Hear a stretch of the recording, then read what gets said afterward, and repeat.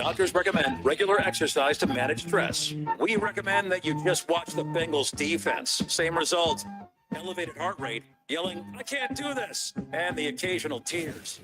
The Justin Kinner Show, your official cardiac clinic for the Bengals.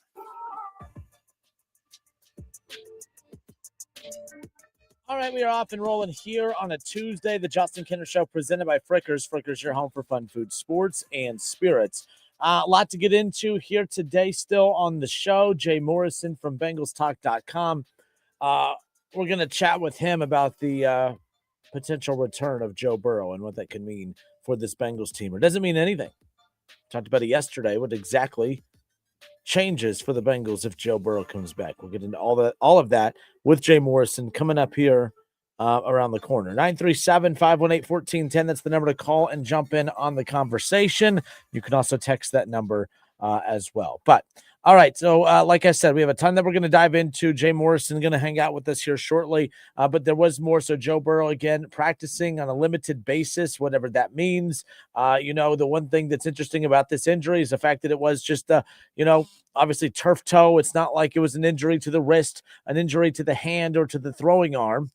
It's one of those where it's not even like he had to have full reconstruction surgery done on his leg to where he has to trust his legs more. Some guys come back from an injury and you kind of got to learn to trust yourself again. This isn't that type of injury. Should that help and speed up the progression process to get him back out there quickly? That's going to be the big thing that everyone keeps an eye on as far as that's concerned. But we'll talk more about that with Jay Morrison coming up here in just a little bit. But I will say, okay, as far as Joe Burrow is concerned coming back, all right, all of that means absolutely nothing if you can't beat the Pittsburgh Steelers coming up on Sunday.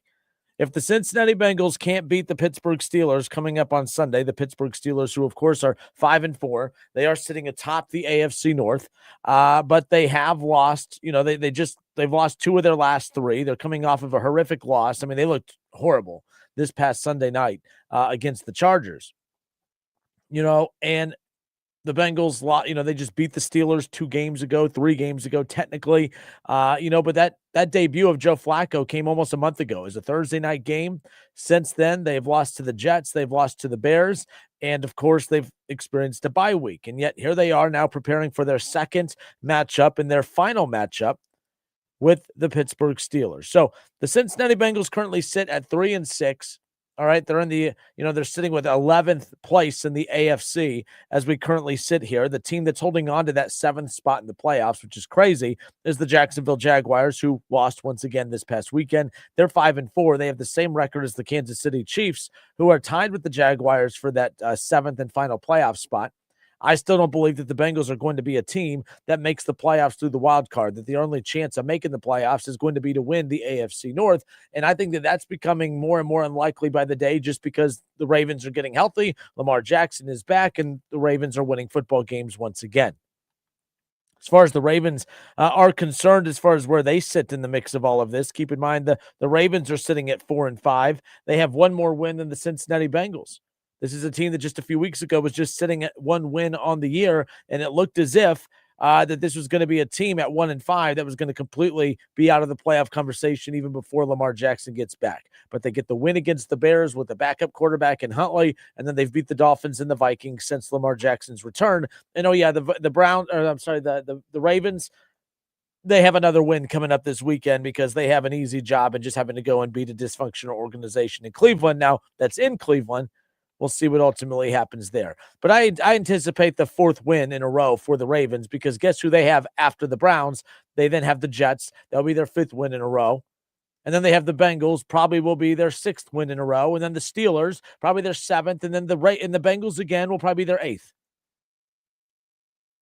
And then, of course, they 2 of the last 3 games is against the New England Patriots and the Green Bay Packers, 2 of the final weeks of the season. So who knows how that's going to end up going nonetheless. But all right, I'm Justin Kinner. It's the Justin Kinner Show presented by Frickers. Frickers, your home for fun food, sports, and spirits. 937-518-1410. That's the number to call and jump in on the conversation. We will be joined coming up here by Jay Morrison around the corner nonetheless. Okay, we will get to the Reds too coming up. Terry Francona was asked more in detail about Hunter Green and the possibility of Hunter Green being moved this offseason. And Terry Francona is not a big he doesn't buy it. He doesn't believe that that the Reds are going to move on from their star pitcher, a guy that's, very hard to find a pitcher of his caliber, to find someone like that. That's very difficult to do.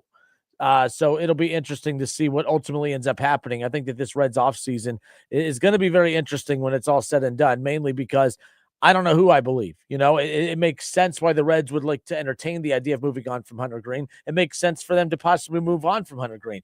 But it also makes zero sense why you would move on from Hunter Green when he is your ace and you have him for very, very cheap over the next 3 or 4 years. That's like a match made in heaven for an organization that's pretty cheap. So why would they look to move on from Hunter Green if that's the case?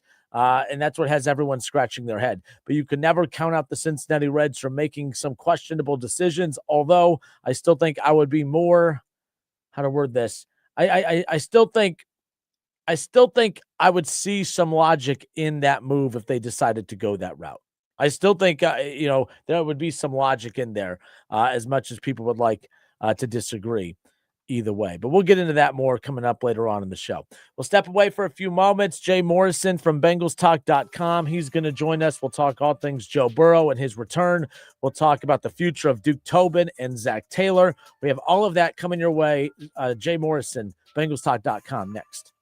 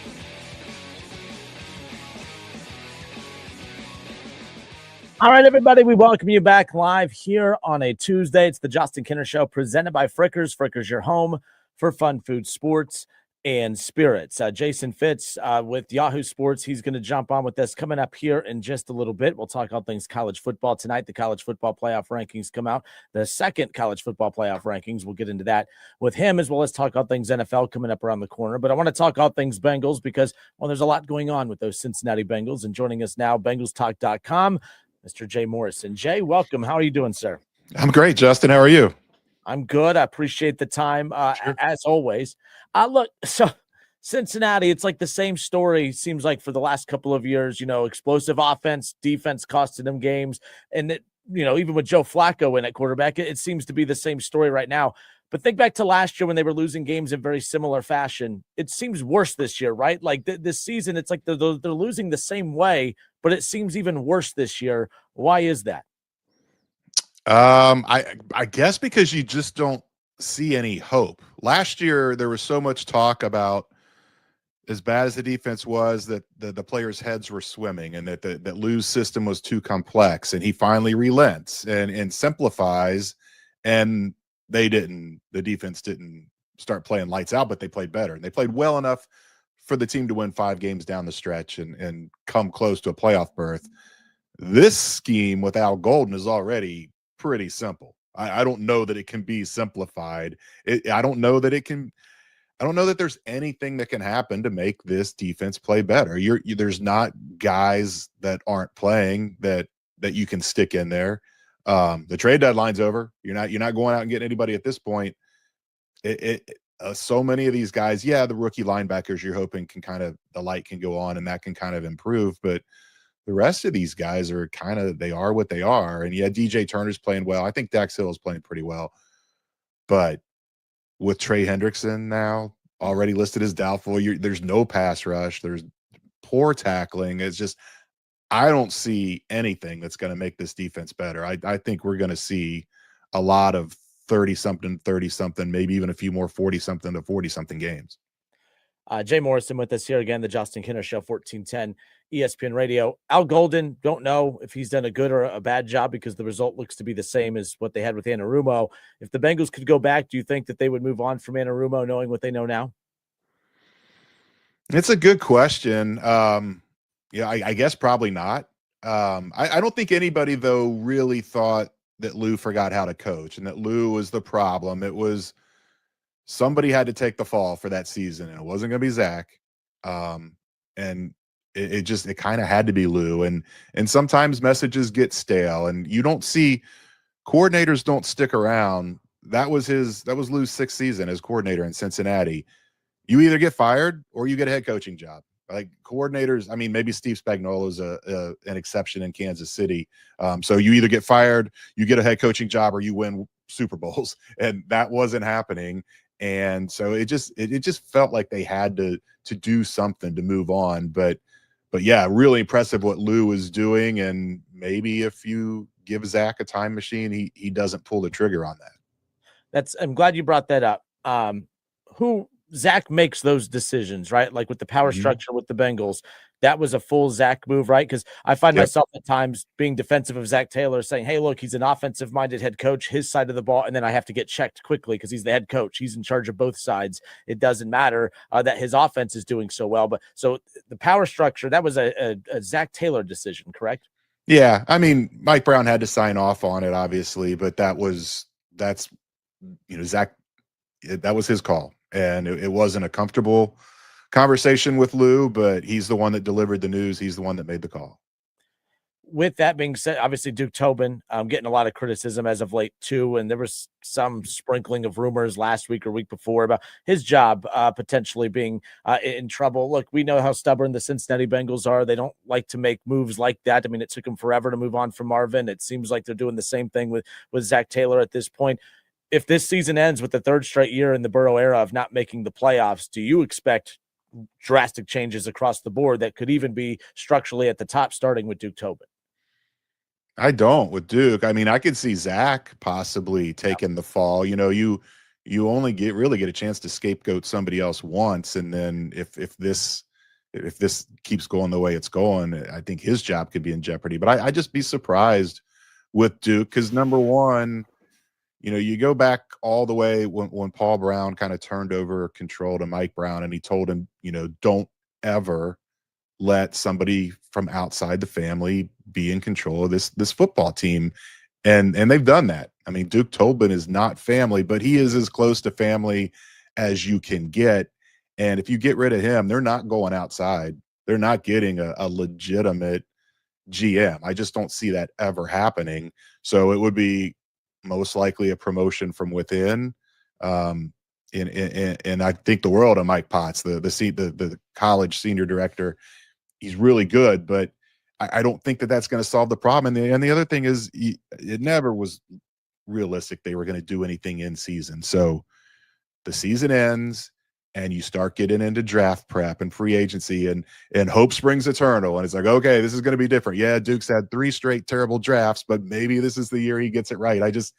I see that being the path. I would be, I'm not going to say the percentage chance is 0, but I'd be really surprised if they moved on from him. Yeah, and look, you're right, a lot of off-season chatter because nothing like that's going to change in the middle of the season. But as far as the trade deadline goes, something that could have changed in the middle of the season. Obviously, we saw Logan Wilson go. Trey Hendrickson stays. Where were you on the anticipation of what they were going to do with Trey Hendrickson? Were you surprised that he is still a Bengal today? Or are you surprised that he is still a Bengal today? No, because they wanted a really high draft pick to even consider that. And I even kind of posed the question, even if a team offered them a first, I'm not sure they'd pull the trigger. They just don't like to punt on seasons. Yeah. They see how well this offense is playing with Flacco. They knew behind the scenes that Burrow was getting closer, and kind of setting the stage for what we saw yesterday. And the defense doesn't have to be that much better to win games the way this offense is playing. If Trey Hendrickson is playing in the fourth quarter against Green Bay, but for sure against the Jets and the Bears, they probably win those games. You get just a little bit of pressure. He's so good in the fourth quarter and being kind of the closer, and you get one extra pressure, one extra sack, one extra stop in those games, and then you're 5-4 instead of 3-6. The conversation's totally different. So I don't think it. Number one, I don't know that they would have even traded him had they got a first-round pick, and they were never going to get a first or even a second-round offer because he turns 31 December 5th, and he's making a lot of money. Yeah, it'd be only half of that this year, but he's injured. And that's the main thing right now. A team would not be able to give him a physical to know what they were getting, and it never felt likely that Trey was going to get traded. You mentioned, what happened yesterday, which was, of course, the Joe Burrow news that came out, and obviously was anticipated about that mid-December timeframe of when we could potentially have seen him back after the turf toe injury back in week 2. I was surprised at the chatter on social media yesterday as far as look, Joe Burrow is the franchise quarterback. Joe Burrow is better than Joe Flacco, but with how well things are going with Joe Flacco, it's created this weird conversation with the fans as far as, all right, it's not that you don't want Joe Burrow back, but if it's not broke, do you risk trying to fix it, considering Burrow at times takes a little bit to come back or to get going a little bit, whether it's off of a preseason or off of an injury. This team, the margin for error is so slim. So waiting a game or two for him to get it going could be costly if that's the case.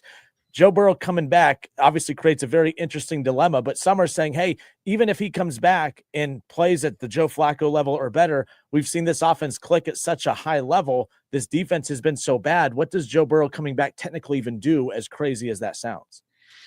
Yeah, I mean, I think you do worry about Joe Flacco and his age and that AC joint injury. Is he going to be able to keep playing the way he's playing? Is he going to be able to keep playing at all?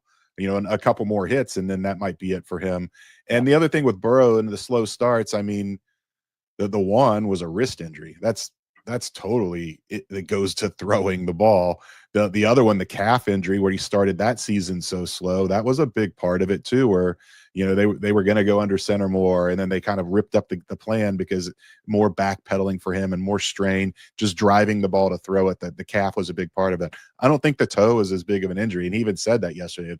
This rehab has been no way as difficult as his previous ones. And it's just going to be about, more pain tolerance and wearing the special cleat to protect the toe. So I don't think anyone is expecting him to kind of ease back into this so slow, because of the nature of the injury, because of the short time span for the recovery. He was looking great in training camp and came out and was playing okay in the first couple games. So I don't think the slow start is that big of a part of it. I think that the main thing in play here is what's their record when it's his time to actually step on the field. If they're 3-8, what's the point? Thanksgiving night against Baltimore on the road. Is that how realistic do you think that actually is? I know that was kind of hinted at yesterday. He it's not like he committed to that, but he just said, we'll see. Obviously you were there, of course. What's your estimation as far as when we could see Joe Burrow back on the field? Yeah, I asked him about that game specifically, and I think his little smirk said more than his words, which was we'll see. He said that would be very meaningful to come back. It's a division game. The whole reason I asked him that is because the timeline lines up. 21 days. They've opened this 21-day window. Well, 21 days puts you on the Monday after Thanksgiving, so it's realistic to expect that 17 days that could be the return for Baltimore. It was last year, I believe, in a press conference, he said how much he wants to play on Thanksgiving or Christmas, how he's always kind of dreamed of that. So he's going back to a place where he got injured with the wrist. It's a Thanksgiving night prime time, and it's against a division opponent. And he said it, this division's wide open. So I do think that is the game that we see him. But again, they've got to do something against Pittsburgh and New England. If they're 3-8, he's going to want to play, but then they're going to make that decision. Is it the right thing to do? Because 9-8 probably isn't going to win this division. And you have to stretch reality to think they could even go 9-8, win the final 6 games to get to that number. Jay Morrison with us, talking all things Bengals. Joe Burrow, again, returning to practice in a limited form, of course, could potentially, be back, as you talked about, lining up right with that Thanksgiving night game against Baltimore at Baltimore. Now, let me ask you this from a storyline perspective. You talked about, him return. For one, it's the Ravens. It's a division rival. It's, returning to a place of where he got injured, of course, and he wants to go, those classic games from last year. What's a better Thanksgiving night storyline? Joe Burrow coming back, first game off this injury in the middle of a playoff race at a divisional opponent, or Joe Flacco, former Raven, going into Baltimore, leading the Cincinnati Bengals in a playoff race with, as well as he's playing, with the chance to go and put a dagger in his former team. What's a bigger storyline, do you think, from your readers, from your followers, and from the Bengals fan base? Which one do you think is a bigger storyline? I mean, it's always Burrow. Everything Burrow. It's Burrow here, and then everything else is down here. But you're right. I thought about that too, and I was like, well, he talked about how meaningful that would be for him. I was thinking, well, it would be pretty meaningful for Joe Flacco too. And I went and I looked, and so Flacco has gone back to Baltimore twice since he left them. He hasn't beat the Ravens in Baltimore, so that would be a chance to do that, and it would be very meaningful. But just the cachet, and not just locally within the Bengals fan base, but nationwide, the gravitas that Joe Burrow has, that would definitely be the bigger storyline, that he comes back from surgery after it was 57 days yesterday, so 70 some days. He comes back from surgery to play in a division game in prime time. I don't think anything could top that. All right, last thing on the way out. We keep talking about Thanksgiving. We keep talking about weeks out, but the only thing that matters is the game coming out of this bye week. By the way, was this bye week, was this a good time for a bye week, or would they have loved to get right back out there? I mean, they had to stew on that horrific loss against the Bears for 2 weeks. Was this a good timing for a bye week, or do you think they would have liked to get right back out there? I think it was a good time. Everybody gets away. I felt like I even tweeted at the end of that Bears game that this locker room could be a powder keg. I think there were some tensions rising, and I think it was good for everybody to kind of get away and reset. So yeah, after losses, like back-to-back losses like that, you would like to get right back on the field and try to play. But in this instance, the way those losses happened, the way it's the defense has let down the offense, I think it was good for them to get away. And going to Pittsburgh, that is a tough task. But Pittsburgh looked awful Sunday night against the Chargers, and the Bengals have already beat them once this year. And that offense, the defense too. The Bengals are number 1 in the league in missed tackles at 109. The Steelers are second at 81. There's going to be a lot of points scored Sunday, I believe. Yeah, and again, I think the Steelers at home, they're a 4.5-point favorite as we sit here right now for a 1 o'clock kickoff. That game on CBS, of course, but it's interesting to have this matchup coming right out of the bye week, and this is the last time they faced each other. That was the Bengals' last win. By the way, how surprised are you at Joe Flacco's level of play compared to what you expected when the Bengals traded for him? It seemed like a desperate lifeline and ended up being, I think, a huge deal. I mean, the Bengals have a chance to continue winning or being in position to win because of him. Are you even surprised at the level of which Flacco is playing, obviously in this offense? Stunned. I mean, when they traded for him, I said, it's better than nothing. I mean, they had to do something because of Jake Browning. I did not think that. I thought maybe he could play better than Jake Browning, but I never ever envisioned this. It's been remarkable, and not just the fact that it's a 40-year-old coming in playing the way he's playing, but to come in on a Tuesday and then play that week, and just the short turnaround and how good it's been. This is the 4 games he started, they are the best offense in the league by a lot of metrics. It's stunning. I never expected anything like this. All right, good stuff. Jay Morrison, Bengals, the Justin Kinner Show. Bengals Steelers coming up this weekend, nonetheless. Jay, appreciate your time as always. I'll let everyone know where they can find you on social media, what projects you have coming up this week.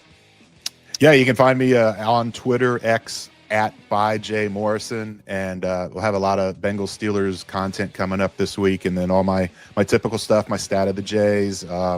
We got some interesting ones coming up this week, and just anything that pops up. I still feel like we could see one of these offensive guys pop off at the defense here if this keeps going. All right, good stuff. Jay Morrison, appreciate your time as always. Thank you. All right, good stuff. It's the Justin Kinner Show presented by Frickers. Frickers, your home for fun, food, sports, and spirits. 937-518-1410. That's the number to call and jump in on the conversation. We'll be right back.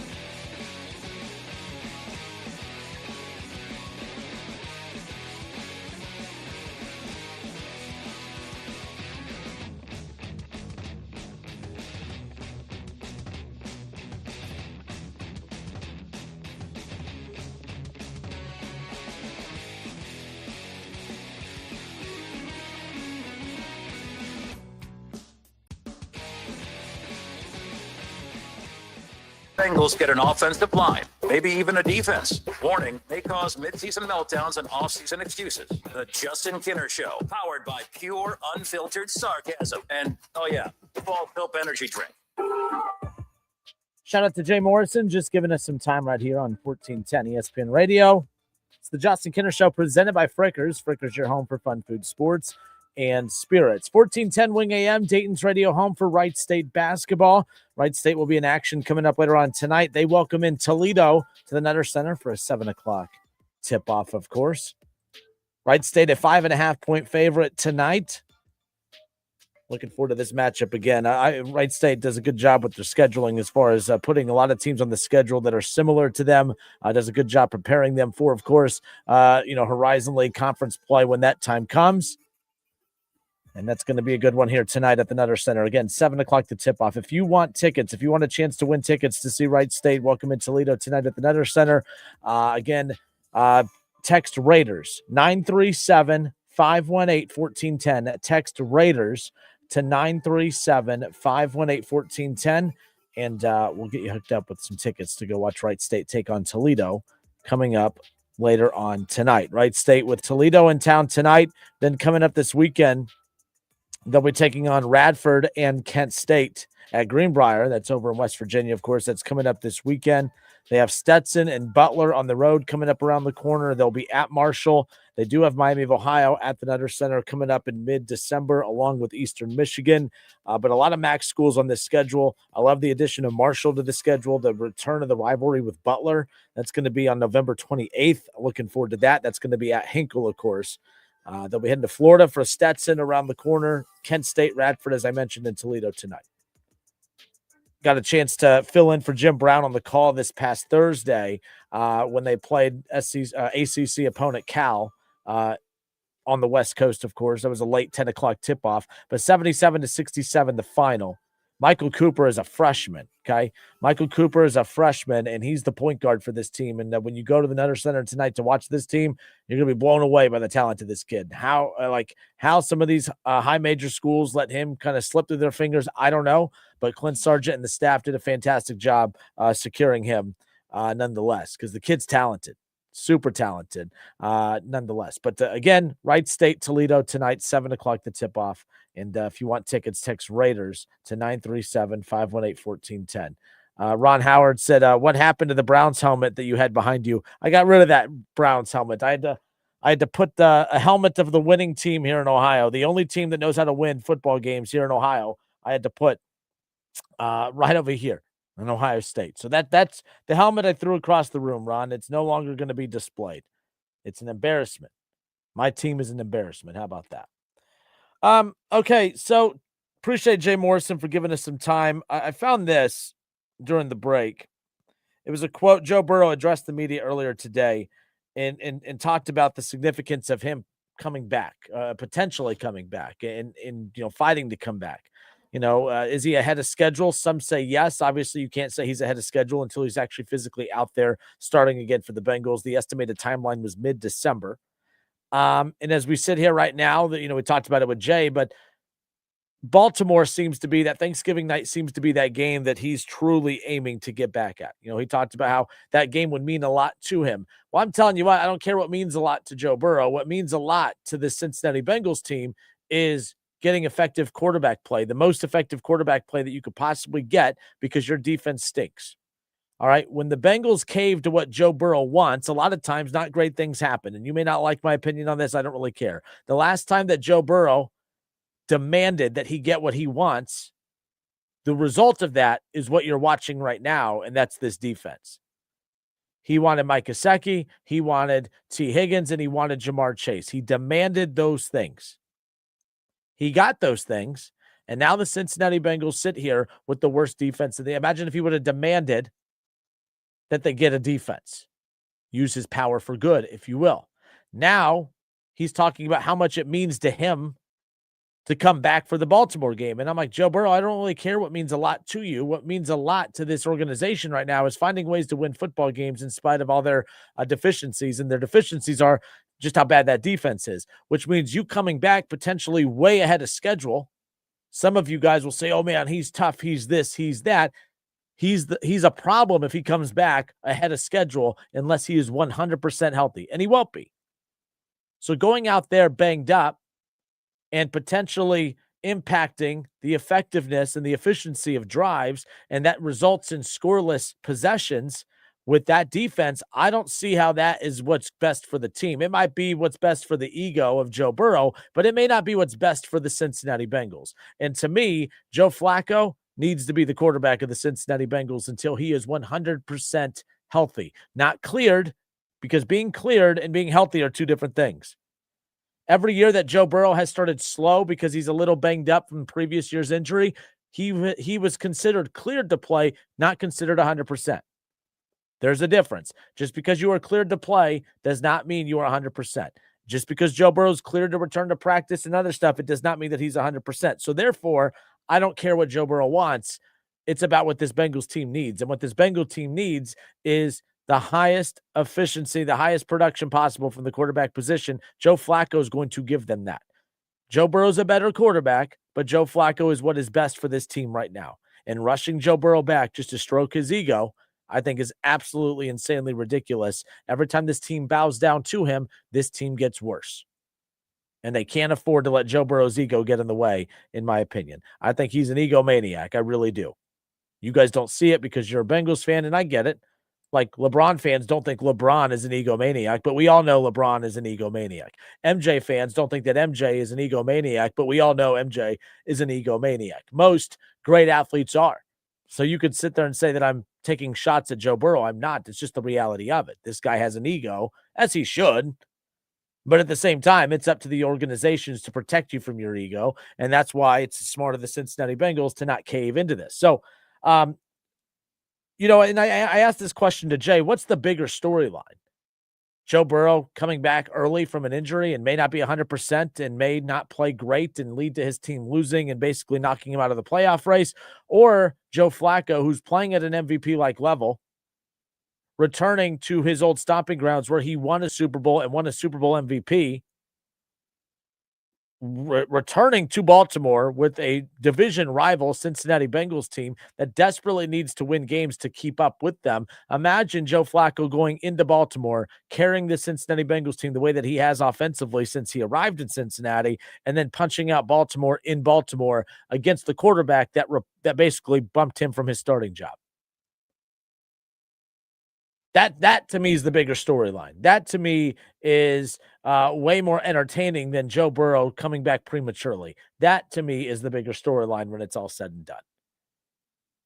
But we all know where this is going. Jay Morrison said it best. I mean, it's, anything, Joe Burrow is basically God around here.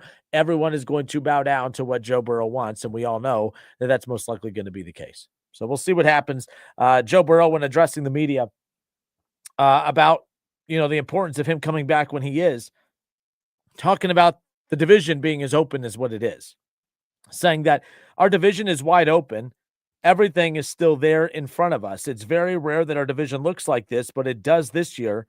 And so I think we'll at least be in it until the end. I disagree. I know he's going to say that. He's going to believe that. But I don't understand how you can watch this team defensively and watch how they can't run the football and watch how one-dimensional this team is and actually think that this team has a fighter's chance.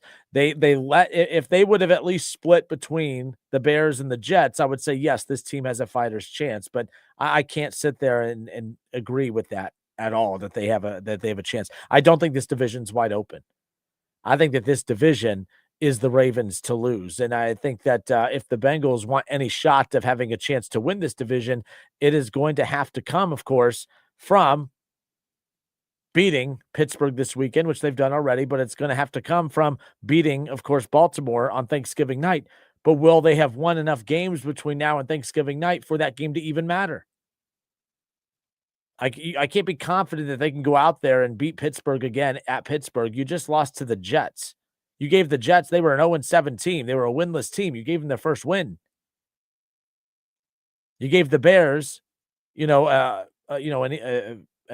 can't believe you just gave that game away. They basically gave that game away. That's what's unbelievable when it's all said and done. But 937-518-1410, that's the number to call and jump in on the conversation.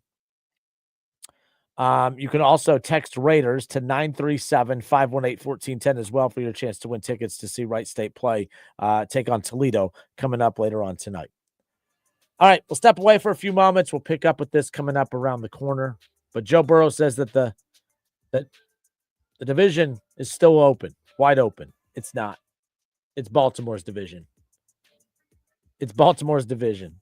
And the Bengals, 0% shot. They're not making the playoffs. Just not happening. Especially if his ego gets in the way and forces him to come back prematurely.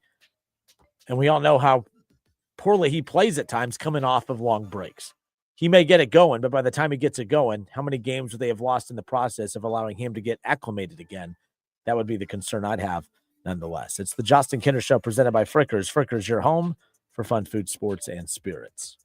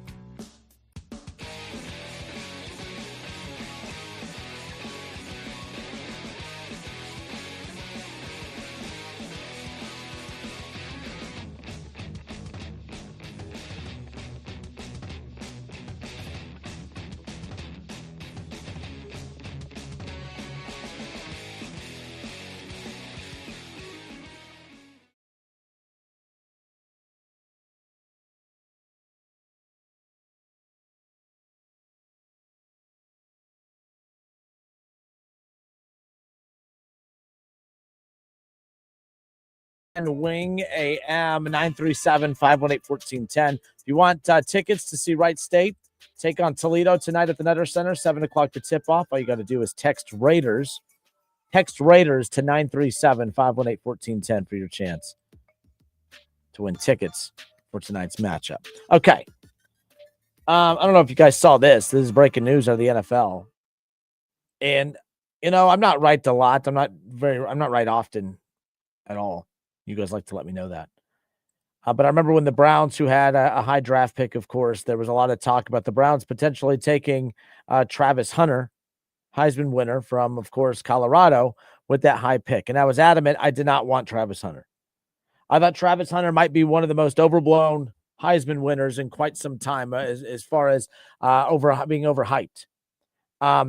because I think that we fell for the novelty side of it. I think we fell for the gimmicky side of what Travis Hunter was at Colorado. He was an elite athlete, but he wasn't an elite wide receiver, and he wasn't an elite defensive back. He was a very solid wide receiver, a very solid defensive back, and I think when you put both of those things together, the fact that he could play, pretty much every snap in a game on both sides of the ball, I think people fell in love with that aspect of it. There was a storyline. It was, oh my gosh, we've never seen that before. So, my gosh, he's going to be the most talked about athlete in college football. And I thought last year, I joked yesterday, some years I don't think that they should give out a Heisman. I'm being kind of serious. There's some seasons where I'm like, we don't have to force a Heisman. I don't think some years you don't have to force an MVP. I know that's not how it works, but I didn't think last year was anyone stood out to win the Heisman. You could sit there and say it was Travis Hunter, and all I kept saying is like, look, we're falling for the shiny new toy side of this thing. We've never seen anyone like him be able to do that in quite some time, but it's not like he did anything elite. If Travis Hunter was an Ohio State Buckeye when he was in college, he would not have been a defensive back and a wide receiver.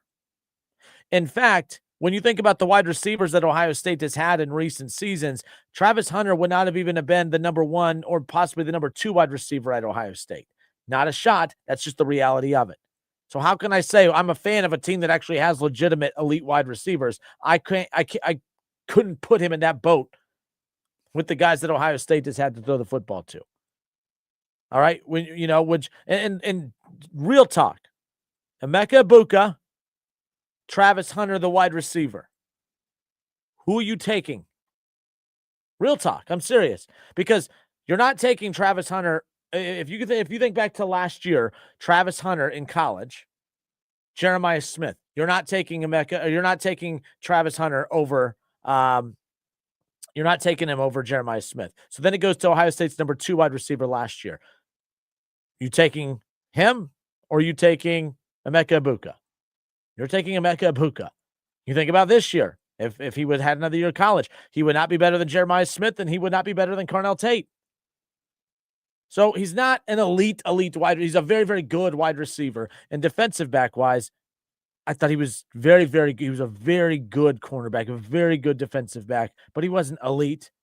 So I thought it was absolutely insane to overprop him into the NFL because he did something in college that no one ever does, because a lot of times you just don't need that. I'm sorry, but the reason you'll never see what Travis Hunter did at a big respected school is because, well, there's usually enough 4- and 5-star defensive backs and 4- and 5-star wide receivers to get the job done. You don't desperately need someone to play both sides of the ball like you're in high school. I just thought what Travis Hunter got propped up for was overhyped. I thought it was overrated. I didn't think that was needed at Colorado. I mean, it was needed. Let me rephrase that. That was needed at Colorado because they had a depth issue and they didn't have a ton of great players there. But Travis Hunter, if he plays at Alabama, at LSU, Ohio State, or anywhere else, I don't think he's playing both sides of the ball, or at least at the level and the clip of which he did at Colorado. So then you look at the NFL. When the Browns were on the clock, and it was looking like that's the direction the Browns were going to go in. I kept telling Kev, I was not a fan of that. I did not want the Browns to go that route. I don't think that he makes them better in any capacity. You could talk about who he is as a wide receiver. I still don't know who he would have been as a wide receiver. When it comes to Cleveland, he has 28 catches this season in Jacksonville for 298 yards, and he has 1 receiving touchdown, and we're almost 10 games into the season. It's not like he would have been an elite threat in the pass game for the Cleveland Browns. Defensive back wise, yes, that would have been nice to have another depth piece in Cleveland's defense, but at the same time, Cleveland, they have their secondary is fine. Wouldn't have hurt him, but it wouldn't have been worthy of selecting him with that high draft pick. So I thought Cleveland, they haven't made a lot of great decisions as of late, but they drafted really well this past draft, and they made a great decision in not taking him, going to get Mason Graham and getting an additional first-round pick for next year. You drafted Schlesinger, right? You ended up getting Quinshon Judkins. You got Harold Fandon Jr. I thought the fact that the Browns passed on him was awesome, because I remember that on draft night that the Browns made a mistake passing on a generational talent. There was nothing generational about Travis Hunter. Travis Hunter is a hell of an athlete. It was awesome watching a guy play both sides of the ball, but it's not something that's necessarily needed. And he never would have won a Heisman based on who he was just as a wide receiver, and he never would have won a Heisman based on just who he was as a cornerback. So why should I be impressed that he was a really good wide receiver and a really good defensive back at the same time when he didn't do one of those things at the highest of levels? So I was never a Travis Hunter guy. I was super jacked when Cleveland decided to pass up on him. And this isn't a victory lap here. I'm not celebrating that this guy is injured, but Travis Hunter, it is announced that he had a season-ending injury. He'll be out. Obviously, the rookie season for Travis Hunter, who was a supposed generational talent, major disappointment as far as that's concerned. Based on your guys' expectations. He didn't disappoint me because he's exactly who I thought he was going to be. Just an okay, solid, average wide receiver at best, and just an okay, solid, average defensive back at best. Like I said, I think back to last year, I'm like, if Travis Hunter is at Ohio State, he's not playing defensive back and wide receiver. He's just not. He did it at Colorado because he had to. I don't think that would have that stuff wouldn't have flown into Ohio State, in my opinion, or really any other bigger school. Nonetheless, I'm Justin Kidder, 1410 ESPN Radio, 937-518-1410. Agree or disagree? You can let your opinion be heard nonetheless. Mike Tomlin was asked about Aaron Rodgers. All right. It was, again, we're coming off Aaron Rodgers' worst game as a Steeler. Mike Tomlin is asked about the concerns about their aging quarterback. And basically, he's told media that he does not have any long-term reservations about the quarterback's ability to play the position at a high level. Aaron Rodgers has actually been very, very good this season. You know, he's not putting up the Joe Flacco 300, 350-yard games with multiple touchdowns, but he is, you know, he's been efficient. He has led that offense. He's put them in position to win games. They're 5-4. They're first place in the AFC North. They have slumped as of late. He's coming off his worst game as a pro or as a Steeler. You know, he only threw one touchdown. He did throw 2 interceptions in the 25-10 loss this past Sunday against the Chargers. He also just barely completed a hair over 50% of his passes. Now, that does mark his lowest completion percentage in a game over the past 5 years.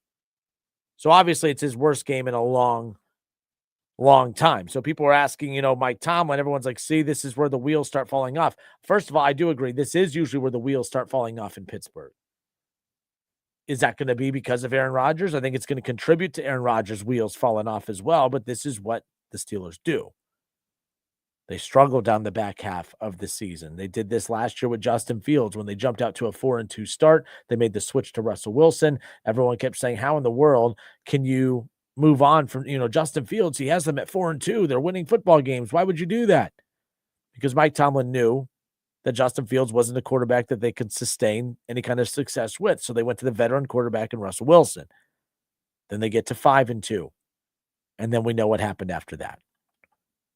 Same thing that happens every year. They start to slip, and that's what we've seen. This team struggles down the stretch nonetheless. Okay. But yes, I do, you know, as far as whether or not I think Aaron Rodgers could continue to play at a high level, I mean, he's not going to be MVP Aaron Rodgers by any means, but no, I don't think we're going to see that. What we saw, you know, 1 touchdown, 2 interceptions, 50%, you know, completion percentage. I don't think we're going to see that every week. Aaron Rodgers is too good of a quarterback, but I don't think this Pittsburgh offense is as good as what a lot of people want to make it out to be. And I think that they made a mistake. You know, one thing that I was really concerned about as a Browns fan, as a fan of a team in the AFC North, you know, I sat back and I looked at everything when they went out and got DK Metcalf.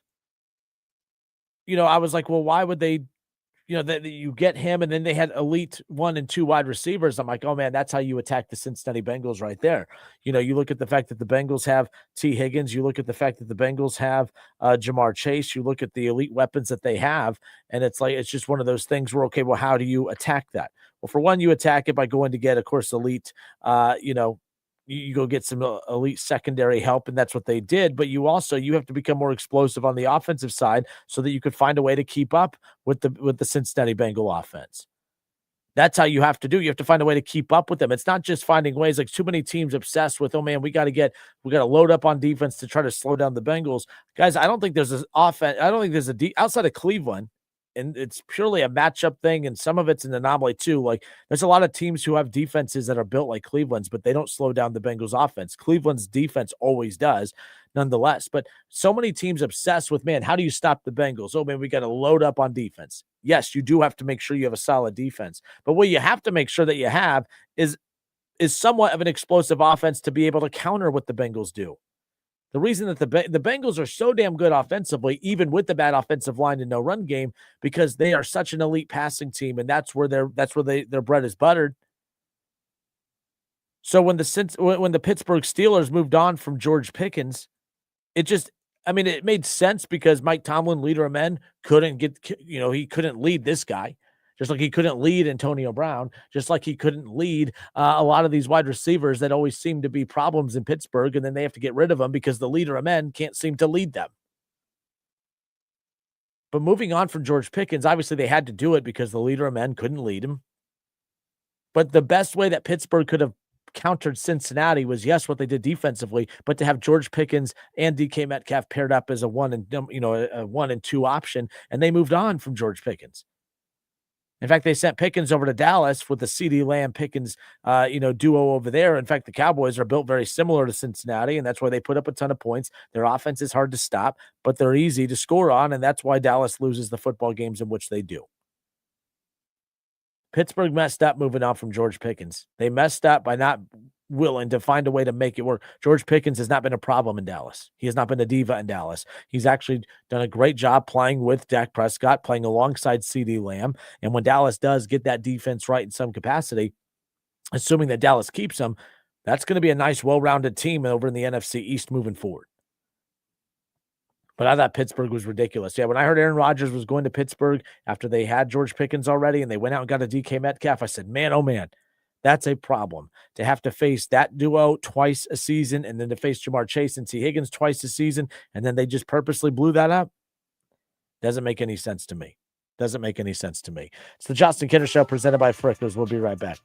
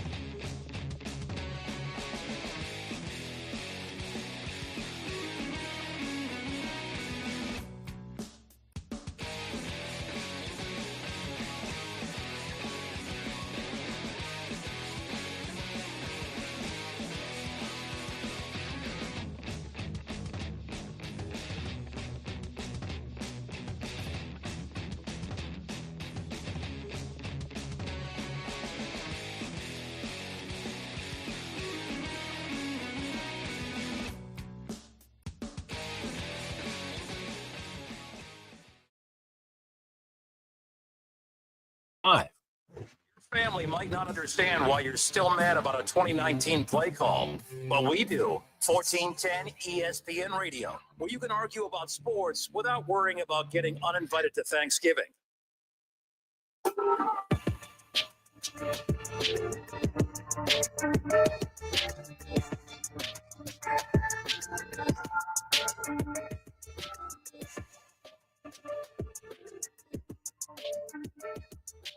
The second college football playoff rankings come out later on tonight.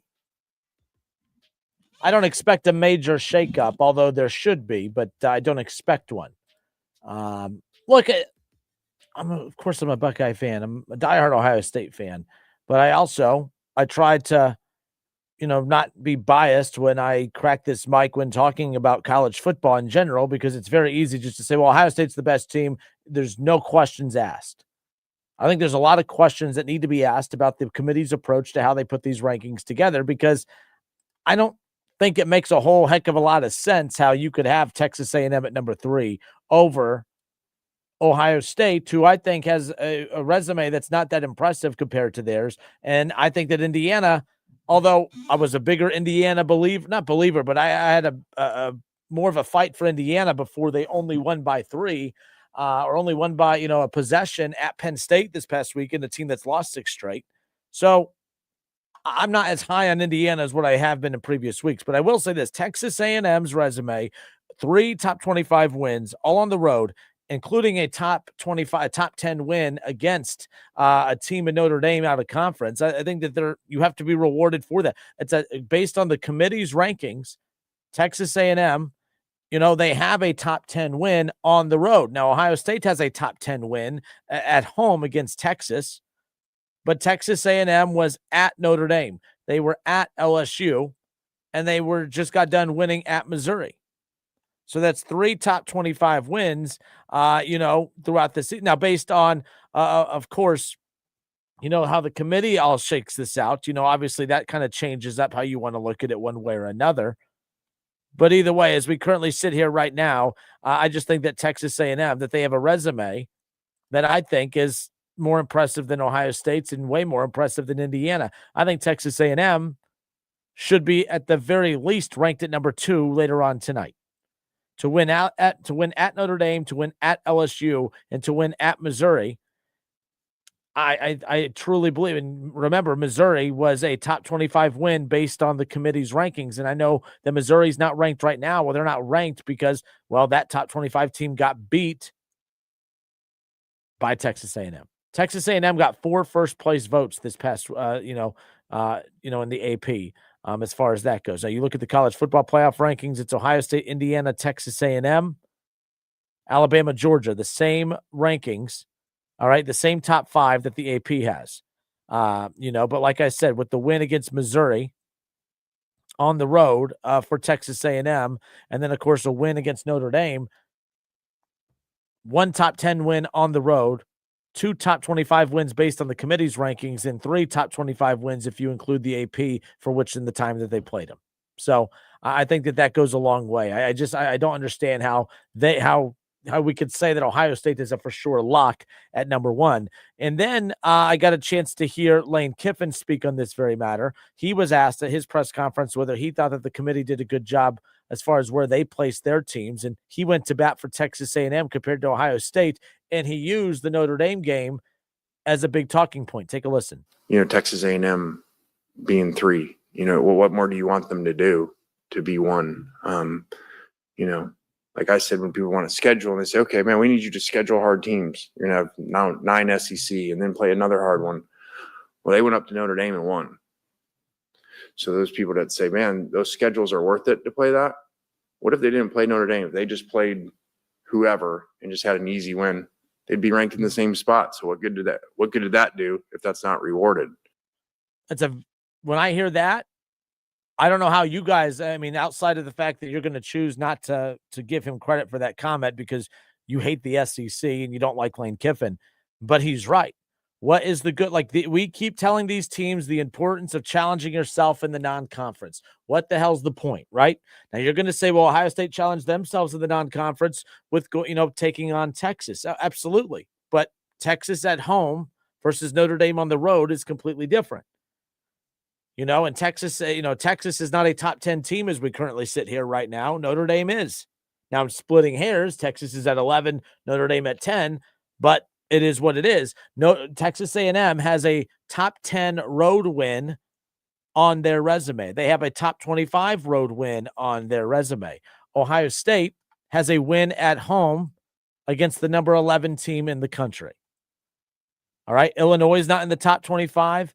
All right. Washington is going to be bumped out as they picked up their third loss. So they don't have a top 25 win anymore against Washington. So that's going to be the thing to keep in mind as this comes up later on this evening when these rankings come out and how they're put together. I don't think we're going to see, I do think we'll see some movement at the top. I don't think they're going to have the guts to put Texas A&M at number 1. But I do think you could put Texas A&M at number 2. I think for Indiana to be the number 2 team in the country, to go up against a 5-loss team, now 6 straight loss team who fired their head coach. If you're Indiana and you go on you go against that 5-loss team like that, and you need every single tiny second of that game clock to beat them, I think that you should be held accountable for that. But Justin, they won. I get that. That's not how this works, though. The NFL, it doesn't matter. The NFL style points don't matter. A win is a win. In college football, a win is not just a win. You have to win, and it's not that you win, it's how you win. And I'm not saying Indiana that was a bad win. It was an exciting win. It was a fun finish. But that wasn't a great performance. And I think that the fact that you look at Texas A&M with all that they have on their resume, I think that should at least bump them above Indiana. I think Indiana should be at 3. Texas A&M should be at 2. Ohio State at 1. And there's part of me that also believes that Texas A&M should be at number 1. But I'm not going to go as far as to say that. But I also, if they are number 1 tonight, I'm not going to sit there and say, oh, man, they have no business being at number 1. They absolutely do. Texas A&M has a very good case to be the number 1 team in the country. Probably should be the number 1 team in the country. They won't be, but they should be, in my opinion. And that's not a shot at Ohio State. But Lane Kiffin's correct. They are on you about putting challenging games in your non-conference. They budged. They added the extra SEC game because people didn't like the weak non-conference matchup that they put on their schedules. So, okay, you're going to play an extra SEC game and you want them to play a Notre Dame caliber opponent. Well, why? Because he is correct. Texas A&M is 8-0. If they would have beat who the hell is that state as opposed to Notre Dame, they would still be number 3 behind Ohio State and Indiana. Well, they beat Notre Dame on the road in their non-conference slate. And what has that done for them? Nothing. They haven't, you know what I mean? So if you beat nobody state or beat top 10 Notre Dame on the road, shouldn't you be rewarded for that? And they're not being rewarded for it. So why put them on your schedule? It's stuff like this that is going to deter teams from putting those types of games on their schedule. And I don't blame. I think Lane Kiffin is 100% correct. I agree with him 100% on that. From that aspect, I do agree with him that what is the point of playing in Notre Dame? And you could say, well, Ohio State's being rewarded for their non-conference win over Texas. Okay. If all things are equal, take the non-conference games out of the equation. You still have an LSU road win, and you still have a Missouri road win. Ohio State has what? 3-loss Washington. Ohio State has 3-loss unranked Illinois, unranked Washington, unranked Illinois, 5-loss Penn State. So, no, I don't think the non-conference games are equal. One went on the road, and one had Texas at home. I think that matters as far as that goes. We'll see what happens. So Chad Kinster on Facebook says the difference is that Ohio State has dominated everyone, even the closer scoring games. The dominance in all aspects has been OSU in every game. Yeah, but when you talk about Ohio State dominating opponents, look at who they're playing. The Big Ten is not good, guys. Like, I'm not going to sit here and pretend that the Big Ten is something to brag about. It's just not. You know, we had taken a look at the standings yesterday. I mean, you want to look at the Big Ten right now. I mean, I'm counting 1, 2, 3, 4, 5. There are 5 teams with 1 Big Ten win or less. There are 3 teams who are 0-6, 0-6, and 0-7. There's 2 1-5 teams and a 2-5 team in Big Ten. Then there's UCLA at 3-3 with Illinois and Northwestern and Washington and Nebraska. The Big Ten is not good. It's just not. So when you talk about Ohio State, dominating opponents, yes, I would hope you can. And Chad, you and I, we see on the same page more times than not. I just disagree with you on this. I mean, you should dominate Grambling. You should dominate Ohio. You should dominate the 3-loss Washington and the 3-loss Illinois team. Minnesota's 4-2 in Big Ten play, and Ohio State dominated them. Okay. But you should dominate Wisconsin. Wisconsin's bad. All right. Penn State's bad. Purdue is Purdue. I mean, come on. And then you're going to have UCLA and Rutgers over the next 2 weeks. UCLA is winless in Big Ten play. They've moved on from their head coach. They're going to, and same thing with UCLA. So that's why I'm kind of bullish on them as far as that goes. Chad Kinzer says Texas was number 1 at that point. That's on the AP for ranking Manning, not Texas. Yeah, and I think we all agree. I don't think Texas was truly the number 1 team in the country, not just because they lost to Ohio State, but do they look like the number 1 team in the country? At no point has Texas looked like the number 1 team in the country as far as that goes. But either way, I am curious how that's all going to unfold tonight. I just think don't forget the fact, okay, that the college football playoff ranking reveal, it's still an entertainment. There's still entertainment in this. And I have a hard time believing that they're going to put out the same rankings back-to-back weeks. They had the same top 5 as the AP in the first rankings reveal. Are they going to do the same thing again? Because there was a shakeup in the AP rankings, of course. Nonetheless, I'm sorry, there was not a shakeup in the AP rankings. Ohio State, Indiana, Texas A&M, all stayed 1, 2, and 3. I don't get how the AP ranking was fine with keeping Texas A&M at number 3 when Indiana struggled. Like, this is what I was talking about yesterday. People fell for it was such a entertaining finish between Indiana and Penn State. We forgot that Indiana struggled to beat a 5-loss team. Texas A&M, they blow out top 25 LSU 49-25 on the road. They just blew out top 25 Missouri 38-17 on the road. Right? Like it was a 1-point win against Notre Dame, but they put 41 points up on the board against Notre Dame.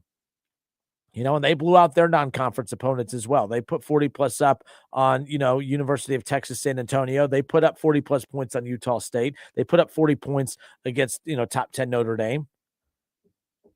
Their worst win, if that's what you want to call it, their worst win was a narrow win against Auburn, 16-10. Outside of that, 31-9 against Mississippi State.